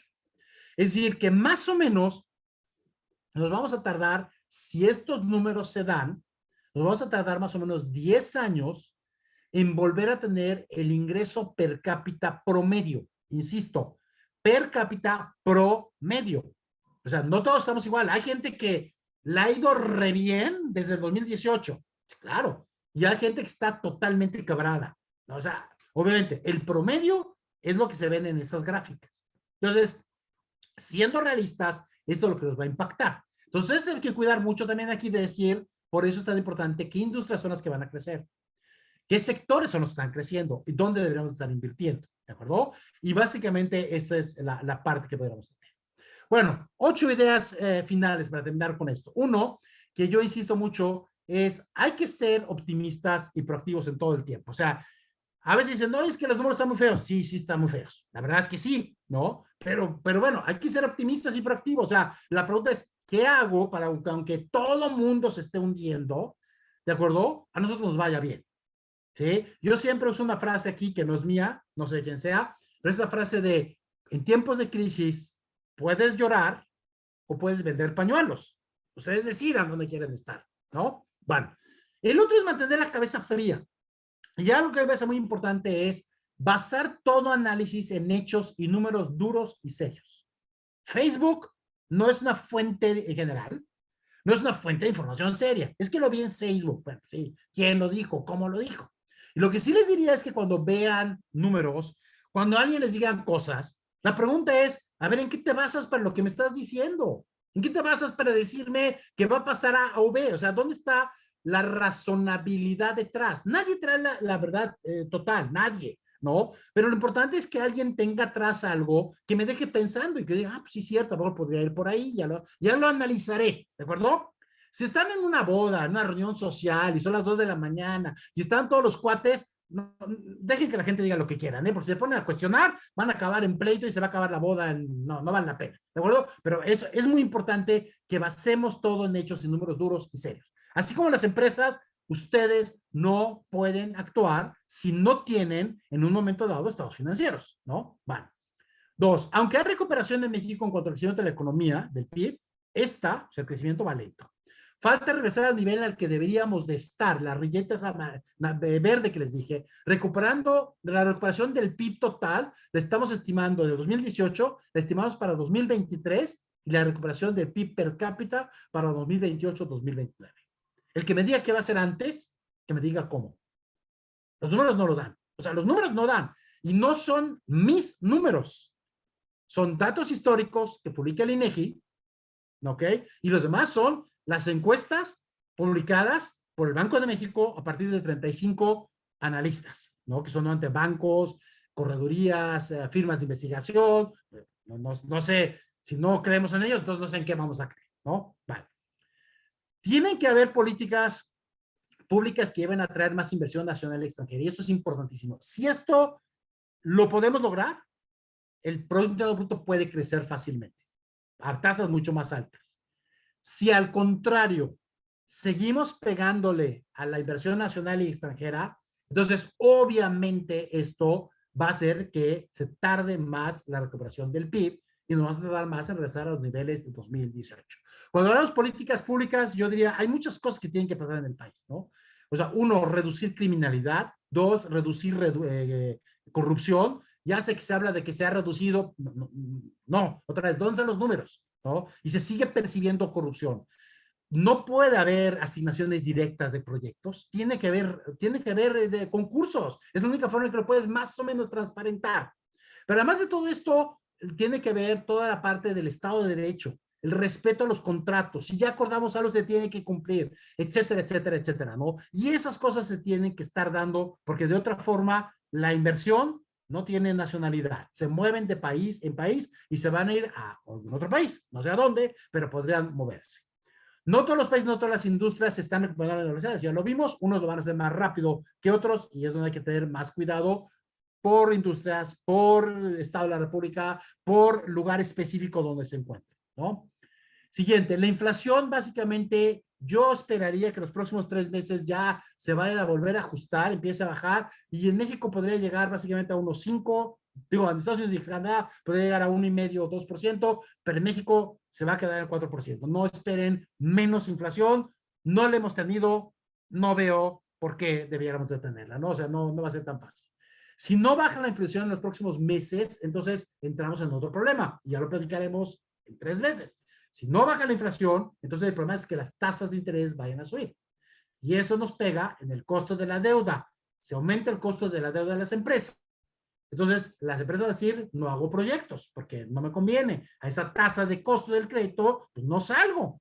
Y entonces en ese momento se hacen menos proyectos, se generan menos empresas y varias cosas. Se generan menos satisfactorios para la comunidad, se pagan menos impuestos porque no hay empresas y el más importante, se generan menos empleos, que es el que más nos importa, que se generen empleos, ¿no? 3 o 7 ya será bien. El futuro próximo sigue siendo incierto y difícil de anticipar. Si no es que dijéramos ya, todo se ve claro, no. Los escenarios posibles son diversos. Y cuando digo son inciertos, podemos hablar a nivel mundial, primero. O sea, la pandemia no está dominada. Todavía estamos viendo el Omicron, a ver qué pasa, ¿no? Y estamos todos a la expectativa de qué va a pasar. Pues igual nada, pero igual nos vuelven a cerrar a todos. Y entonces ahí todo eso puede ser muy complicado. Entonces estamos en una parte muy incierta, difícil de anticipar. Más aparte, problemas que estamos viendo de Estados Unidos, por ejemplo, con Rusia, por toda la parte de Ucrania, pero Rusia a su vez es proveedor de gas para Alemania y por una parte de Europa, si se pone lo complicado, y después sobre todo el problema con China. Entonces, todas esas cuestiones que nos parece que están muy lejos, nos pueden llegar a afectar, ¿no? Más aparte, los problemas de incertidumbre interna que tenemos nosotros dentro del país, ¿no? Que sería lo que nos hace que los escenarios sean diversos. Nunca hemos tenido certidumbre total, eso no existe, nunca. Y siempre suceden las cosas que menos te imaginabas, ¿no? Entonces, bueno, pues obviamente hay que estar preparado para eso, pero sigue siendo ahorita incierto, ¿no? Y por último, yo diría que hay que recordar siempre que siempre podríamos estar peor. O sea, que al final de cuentas, agradezcamos que estamos bien, agradezcamos que como sea podemos tener cierta cantidad de actividad de negocio, cierto ingreso. Y un punto que yo creo que es importante, el tener salud se ha vuelto uno de los activos más deseados, ¿no? Cuidemos la salud, cuidemos de la comida, cuidemos el ejercicio, ¿de acuerdo? Porque nos hemos dado cuenta que el haber estado en buena salud ha sido fundamental para muchos de nosotros, tal vez para todos nosotros, a lo mejor el haber podido sobrevivir estos últimos año y medio, ¿no? Que ha sido importante, ¿no? Y esto ha sido difícil, ¿no? Bueno, básicamente yo aquí terminaría y pasaremos a la sesión de preguntas y respuestas. Yo le pediría a Andrés si me las puede hacer, pero antes de eso, déjenme nomás comentarles un poquito de lo que yo hago y me gustaría que después mi buen amigo Andrés Pérez les platicara lo que hace promoción empresarial, ¿no?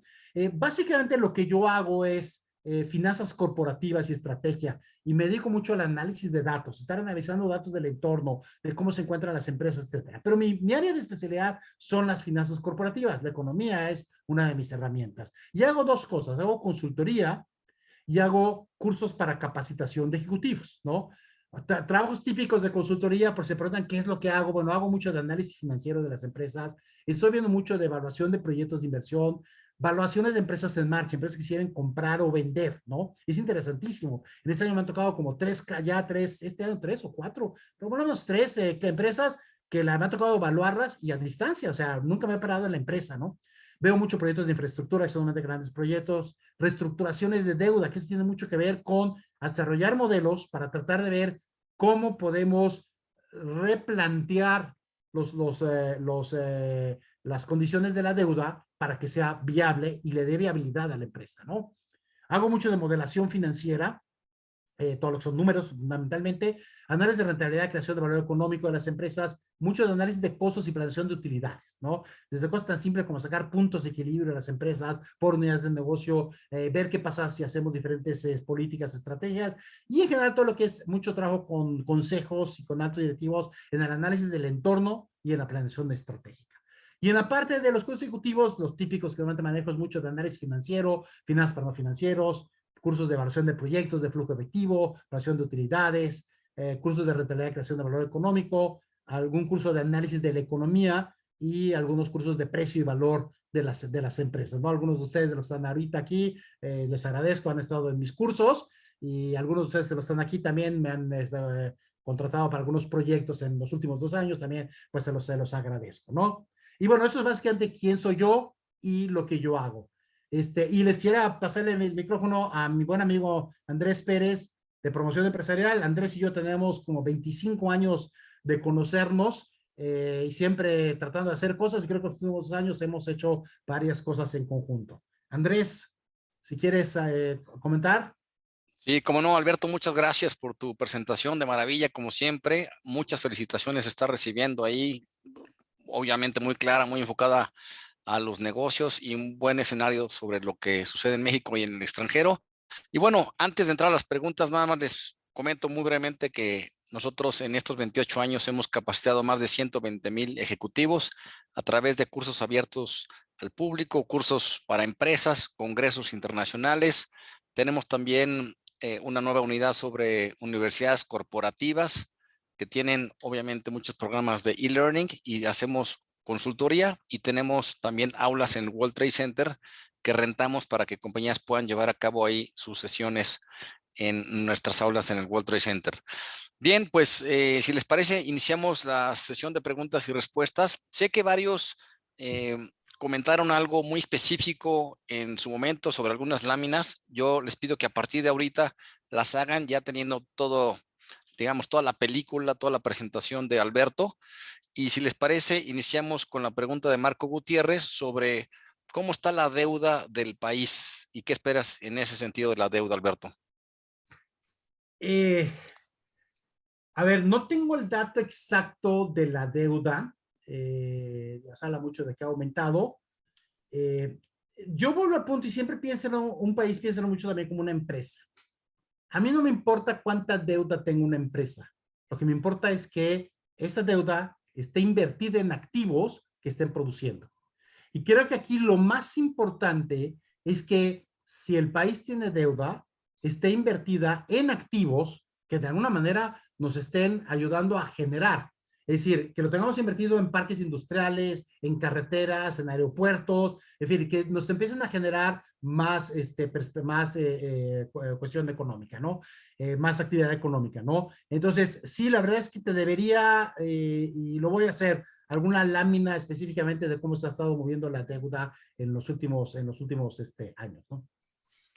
Perfecto, Alberto. Oye, de hecho, si quieres dejar de compartir la lámina para que se vea tu cara. Abajo, ¿verdad?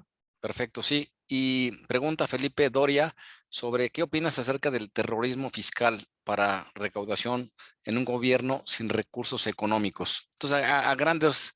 Sí. No, bueno, yo creo que los gobiernos necesitan dinero. No hay ningún gobierno de ningún lugar del mundo que genere ingresos propios, y es lo primero que a todo mundo se le olvida. Y sobre todo se le olvida a la población cuando le agradecen al gobierno lo que el gobierno hizo por ellos, cuando en realidad es el dinero de los contribuyentes, ¿no? Esa es una parte importante, ¿no? Cuando un gobierno, pues obviamente no tiene ingresos, pues tiene que buscarle cualquier forma de lograr hacerse de los recursos, ¿no? Eso es necesarísimo, si no, pues obviamente puede caer en una situación donde no tengan ni siquiera para pagar un gasto corriente y eso puede ser un problema. Ahora, el cómo, ese es el problema.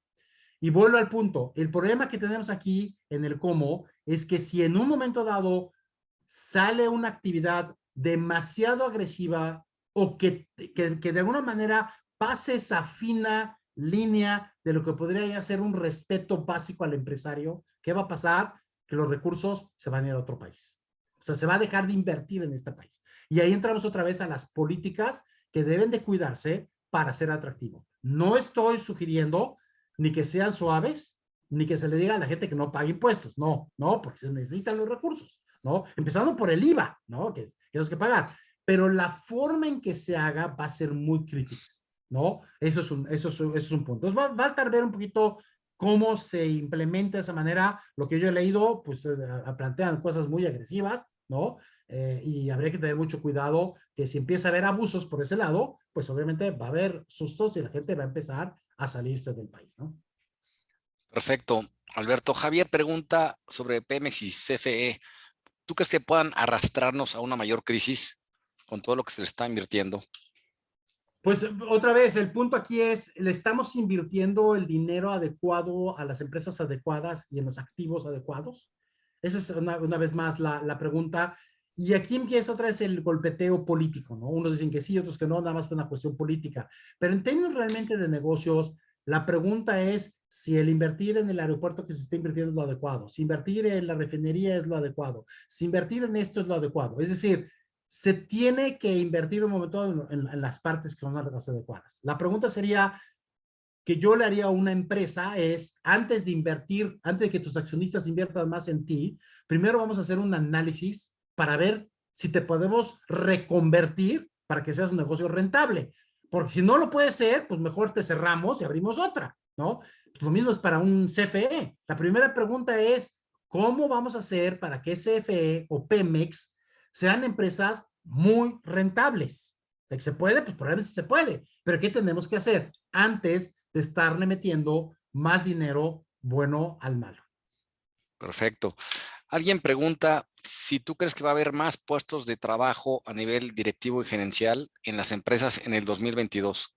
¿Qué opinas? Mira, voy a contestar lo que me decía una buena amiga que es reclutadora de ejecutivos y se lo he oído a otra persona más, pero esta amiga me lo ha sido 2 veces. Me dice, y ustedes me dirán, los que están aquí a lo mejor si lo están persiguiendo o no, que se está demandando a altos directivos que tengan varias cosas. Uno es una gran capacidad de análisis de datos. O sea, el famoso data analytics. Tengan una gran capacidad de análisis de datos, porque es lo que estamos viviendo. Viviendo muchos datos, muy rápido, cambios muy rápidos. Entonces ya no basta que si eres el director de finanzas vas y te sientes y vean que se cierre la contabilidad, y si es el director de ventas vayas y te sientes y nada más estés checando y dándole palomita a los pedidos que trajo el vendedor. No, o sea, necesitamos básicamente, necesita mucho más análisis. Y creo que eso va a ser la primera situación.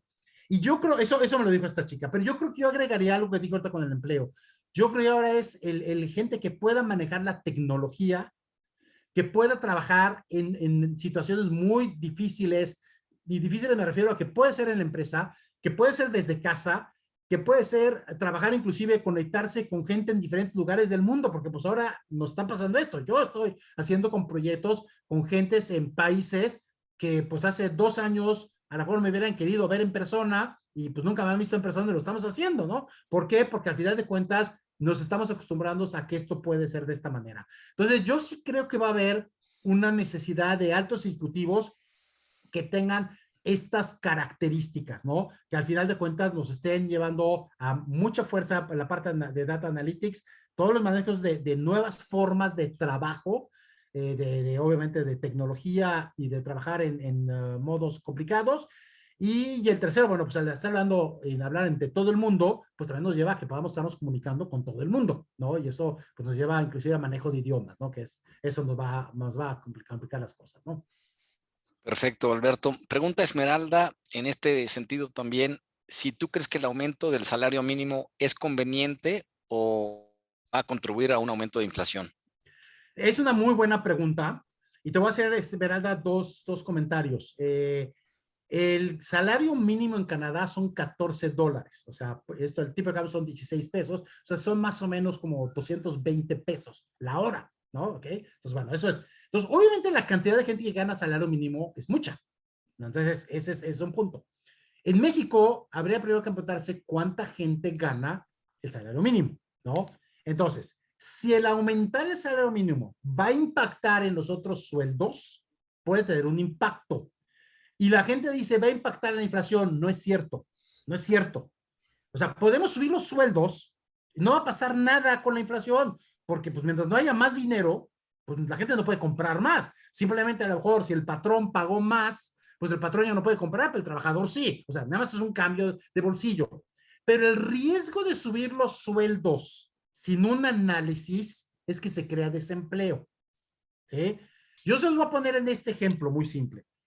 ¿Por qué no ustedes mañana, a partir de mañana, a todos los empleados que tienen en su casa, o sea, si tienen una sirvienta, si hay alguien que les va a hacer el jardín, el jardinero, un chico que les daba el automóvil, etcétera, etcétera, etcétera, a todos denles 50% más de sueldo?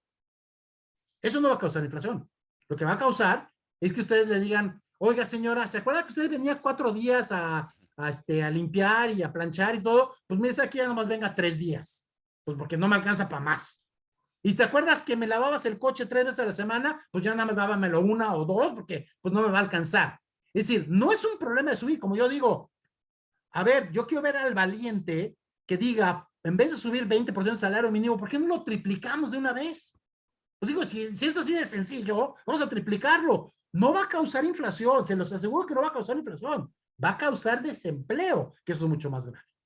Y esa es la parte que tenemos que tener cuidado. Y les ponía el caso de Canadá, porque en Canadá subir $1, sí, porque aquí es mucha la gente que automáticamente subiría de $1 y automáticamente puedes pasar una de dos cosas, o desempleo o mercado negro. Y el mercado negro consiste en, ok, sigue trabajando, pero te va a seguir pagando menos, pero te lo va a pagar por fuera porque, pues si no, me van a mí a lastimar. O sea, es decir, trabajas 8 horas, pero te pago 5, ¿no? Y entonces es mercado negro y tampoco queremos eso. Entonces yo creo que tiene que estar muy bien pensado ese aumento. Lo que insisto por tercera vez es, el aumento de sueldos no provoca inflación. Hay inflación si hay más dinero en la economía.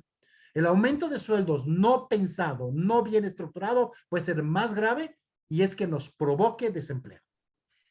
Perfecto, Alberto. Y pregunta Ana María Morales, si consideras que va a haber depreciación del peso mexicano. Pues mira, como lo veíamos ahorita, cómo están las proyecciones que cierre este año a 20.89 y el próximo año en 21.50, una cosa por el estilo. Si no se está hablando de que pudiera haberlo. El tipo de cambio, en general, ¿por qué se mueve? El concepto teórico es muy sencillo y tiene que ver con el diferencial de inflaciones. Es decir, si una canasta de bienes en México cuesta 20 pesos, en Estados Unidos $1, vamos a pensar que nada más estamos en la construcción y que nada más es varilla. Si la varilla en México cuesta 20 pesos y en Estados Unidos cuesta $1, el tipo de cambio tiene que ser 20. ¿Por qué? Porque si no, entonces, porque yo con 20 pesos compro $1 y me voy a Estados Unidos y compro la misma varilla. O el americano con $1 compra 20 pesos y se viene a México y compra la misma varilla. O sea, eso no nos cambia. Pero ¿qué pasa si se sale de control? ¿Qué pasa si de repente hacemos que el tipo de cambio esté a 25? Entonces, ¿qué va a pasar? Que en un momento dado el americano va a decir, me voy a México, $1 lo cambio por 25 pesos, compro varilla en 20 y los otros 5 me los tomo en tequilas, ¿no? Y si estuviera 15 pesos va a pasar al revés. El mexicano va a decir, con 15 pesos voy, compro $1, compro la varilla y me sobran 5 pesitos. Entonces, esos precios los tiene que ir ajustando el tipo de cambio. Yo puse un ejemplo muy sencillo, ¿no? Algunos de ustedes lo hacen, yo sí lo hago. Cuando yo viajo, invariablemente veo los supers, cómo están los precios, veo los restaurantes, cómo están los precios, y es un poquito un juego, porque al final de cuentas, el súper o el restaurante que yo vi, pues digo, no es representativo de toda la economía, pero bueno, sirve como para ejercitar un poquito la cabeza en estos menesteres, ¿no? Pero al final de cuentas, lo importante aquí es que tiene que ajustar. Si en México la inflación, como lo vimos, es 4% y en Estados Unidos fuera 1,5%, va a tener que ir habiendo un ajuste más o menos del 2,5%. O sea, tendría que depreciarse el peso mexicano O sea, el tipo de cambio tendría que subir 2,5% para que se mantengan los precios, ¿no? Eso es un gran promedio. En la vida real, ¿qué va a pasar? Que va a haber desajustes. Siempre va a haber uno que donde el mexicano es tan eficiente, tan eficiente, tan eficiente, que aún con tipo de cambio eres más barato que el americano. Y va a haber un producto que hacen los americanos que son tan eficientes, tan eficientes, tan eficientes, que no importa cómo los muevas el tipo de cambio, van a ser más baratos que los mexicanos. Sí, siempre va a haber los extremos, ¿no? Y eso los pueden aprovechar. Pero en medio, el gran promedio, el tipo de cambio tiene que ajustarlo. Entonces, mientras la inflación de México sea mayor que la de Estados Unidos, va a tender a ajustarse. Estamos hablando más de un mediano o largo plazo, ¿de acuerdo? El corto plazo es me dice, oye, dime cómo va a cerrar este viernes y el próximo viernes el tipo de cambio. Me declaro incompetente. O sea, no tengo ni idea. O sea,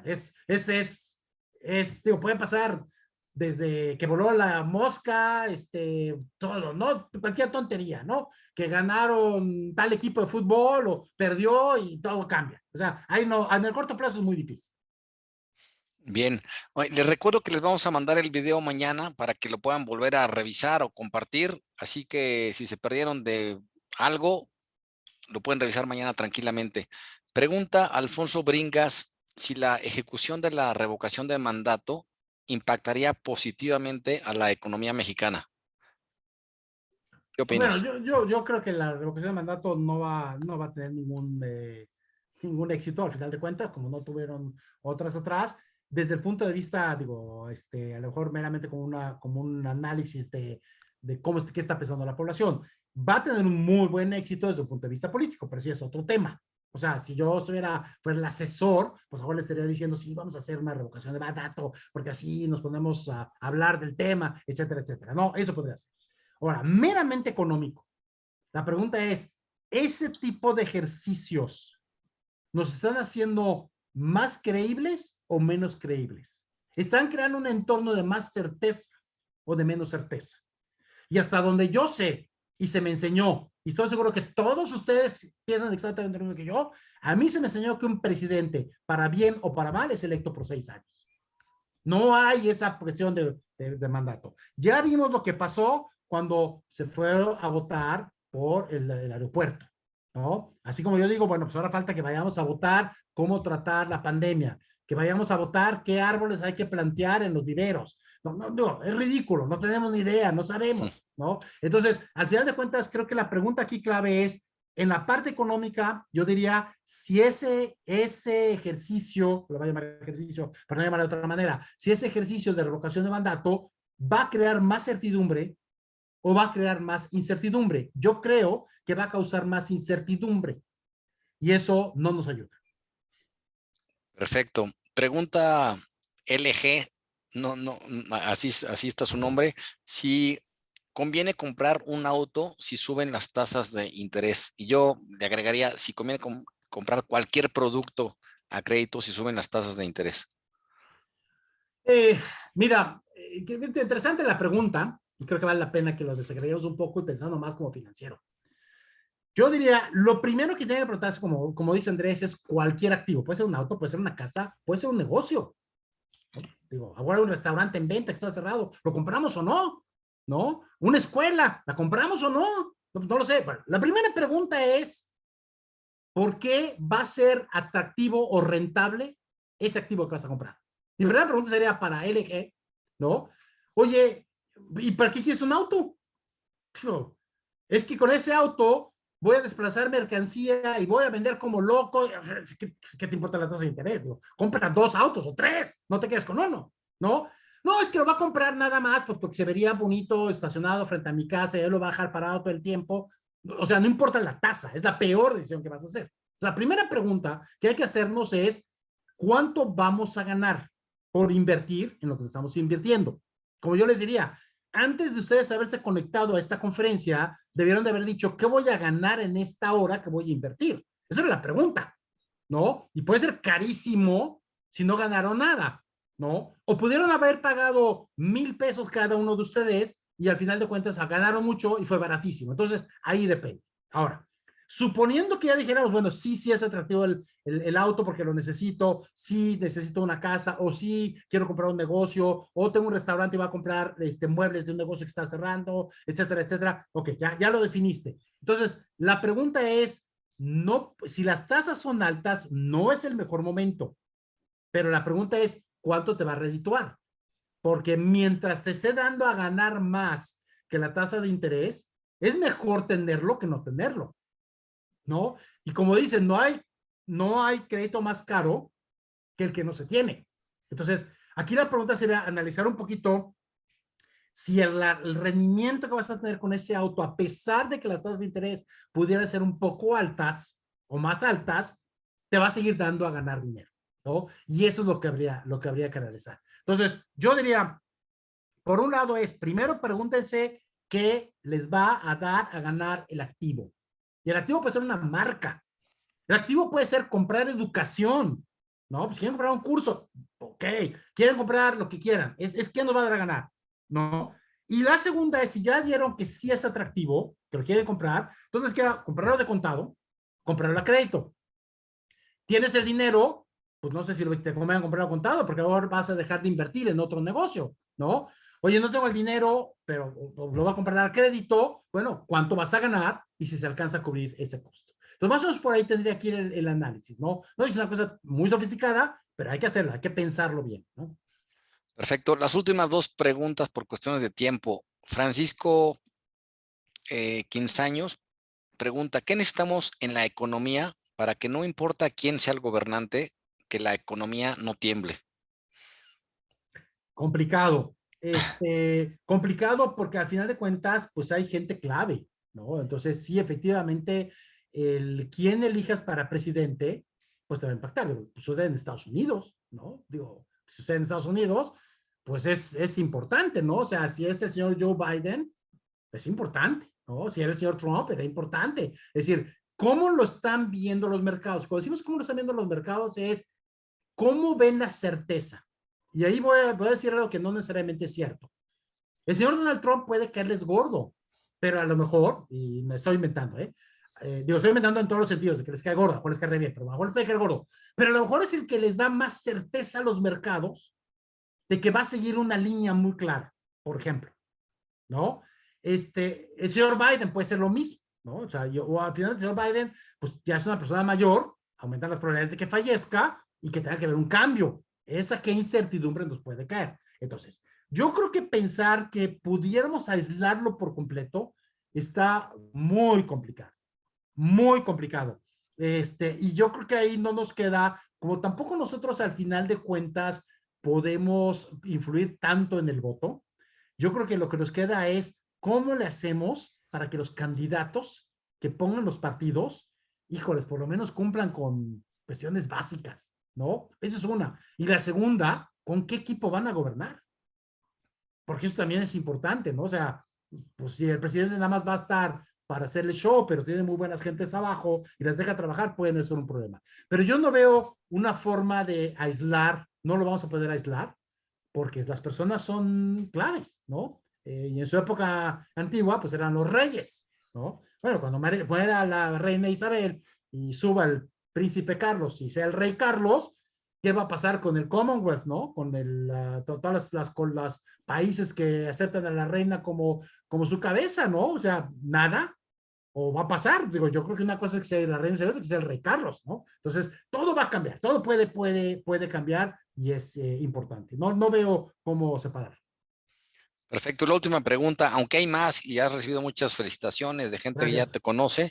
Juan Antonio pregunta si consideras que el litio y el cobalto son elementos que nos pueden beneficiar en el futuro. Uf, la respuesta es no sé. O sea, oigo todo lo que está pasando con esto, pero no sé realmente, no puedo decir si son materias primas, que aparentemente son materias primas que se van a estar demandando mucho en el futuro. La verdad es que no lo sé, ¿eh? No lo sé. Y el otro es si no va a haber sustitutos, ¿no? Pero bueno, sí, eso, pero aquí tiene que ver mucho, yo creo, con estas materias primas, qué tanto se van a requerir en la industria y en los nuevos desarrollos. Y la verdad es que no lo sé. Digo, podría inventar, pero no lo sé. No he estudiado específicamente esos puntos. Pero yo vería eso. ¿Qué tanto realmente van a ser importantes en los nuevos desarrollos tecnológicos? ¿No? ¿Qué tan importantes van a ser en que caminen las economías? ¿No? Y entonces esas partes van a ser críticas. Digo, cosas tan simples como han sido los chips, ¿no? Que de repente los famosos chips, pues nos quedamos sin chips y se paró el mundo. Entonces, pues, algo tan tonto como eso, pues digo, a veces son claves, ¿no? Pero entiendo que los chips traen esto del litio y todas esas materias primas, ¿no? Perfecto, Alberto. Pues se inscribieron casi 600 personas, aunque aquí directamente el día de hoy aproximadamente 160, ya estamos en 97 y nos da muchísimo gusto que gente siga aprendiendo en nuestros webinars. Vamos a seguir, como les decía, ofreciendo muchos temas el próximo año, webinars gratuitos, así que gracias por su confianza, por formar parte de nuestra comunidad de aprendizaje. Con esto nosotros nos despedimos en Promoción Empresarial. Ahora te cedo la palabra, Alberto, y les deseamos un 2022 maravilloso en todos los sentidos, a nivel personal, profesional, y seguramente va a ser un mucho mejor año que este 2021.